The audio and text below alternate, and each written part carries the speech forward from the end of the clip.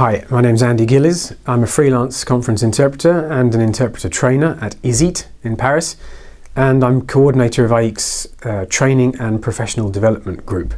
And today I'd like to give you a few ideas about how you can practice for consecutive preparation and analysis. The first exercise is called Reintroducing context, and it was invented by Benoit Kremer in Geneva. Thank you, Benoit. And it's a wonderful exercise to prepare for a consecutive speech with a little bit of analysis involved as well. What do? Well, somebody finds a headline out of a newspaper or a news website. So, for example, yesterday, this is April 2015, the BBC News website had a headline which read, "Argentina President has Iran cover-up charges dismissed by appeals court." Now, as with any headline, there's an awful lot of background information which isn't explicit in the headline. So this exercise consists of putting back the context. So with that headline, who is the President of Argentina? Cristina Kirchner. Who is Cristina Kirchner?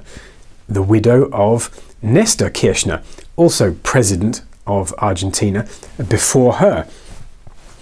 What is this Iran cover-up?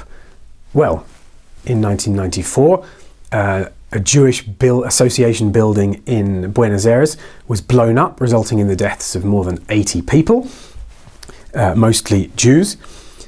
And Iran was considered by many to have been involved in that terrorist attack. And people thought in Argentina that the government had covered up Iran's involvement. Why is it in the news now? Well, in 2015, the Argentinian prosecutor, I believe his name is Nisman, was found dead, and in his papers was an accusation of cover-up levelled at the Argentinian president. This has obviously just got to the appeals court, and according to the headline, that charge has been dismissed. Now, there's other background information to that. For example, that it wasn't directly Iran that was supposed to have carried out the attack, but rather Hezbollah, a terrorist group often linked to Iran. The more you know about Argentina, the more you can fill in the details. I'm no great expert, but you can do this with any newspaper headline, and it's a very nice run into your consecutive practice as you anticipate what might be said, what the issues are, and from what direction different speakers might be coming. Okay, the next exercise I wanted to tell you about is called either chunking or chop it up into sections.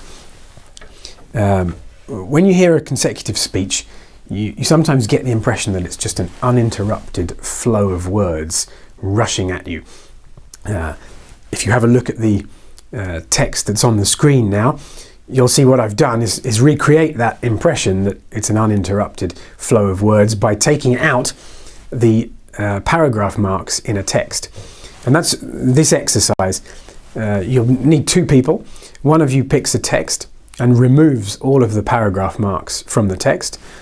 They give the text to the other person, and that person has to put back in, or hit return, for example, in a Word file, where they think the logical breaks in the text should be. So to put the spaces back into the text. And you'll see on the screen now an example of what that same text might look like. It's a very simple exercise, but it does demystify a little bit the speech in breaking it into much more manageable chunks. And it's a very useful exercise early on in your consecutive practice. One thing you'll notice is that if you compare notes with other people who've done the exercise with the same text, is that you've maybe not split in exactly the same place, but one sentence difference. And that's often the case because one sentence might actually be the transition between the two parts. In this example, you'll see the sentence, but there's one aspect which causes some concern, That could really be the end of one paragraph or the beginning of another paragraph. That doesn't really matter. But when you compare notes with others, you should probably all have a break somewhere around there. Okay, and one last quick exercise for consecutive, which you may well have heard of, and it's mind mapping. It's a very useful technique before you have learnt note-taking, and perhaps even afterwards. But the idea is simple. Listen to a short consecutive and try and draw a picture of the structure of the speech on a page. There are a number of different ways you can create mind maps, and you can easily find mind map pages online to tell you how to make mind maps. But one technique, for example, is to draw a circle in the center of the page with the subject, and then coming out from that circle, a number of branches for each major section of the speech, and then off each branch, an offshoot for the subsections of each major section of the speech. And again, you should be able to see an example on the screen of that now. That's very useful because it gives you an overview of the whole speech, and it's very easy in consecutive to lose sight of the whole speech.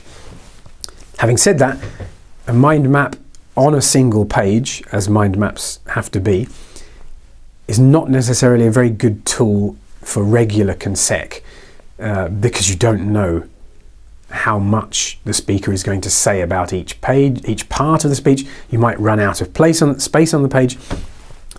But it is a very good analysis exercise. It forces you to look at the structure of the speech on the page and see the whole speech. So it's a very good analysis exercise. I wouldn't necessarily recommend forcing yourself to use mind maps as a note-taking replacement. So there you have it. There are 3 exercises for you for probably early stage consecutive, and I wish you good luck with your practice. Thank you.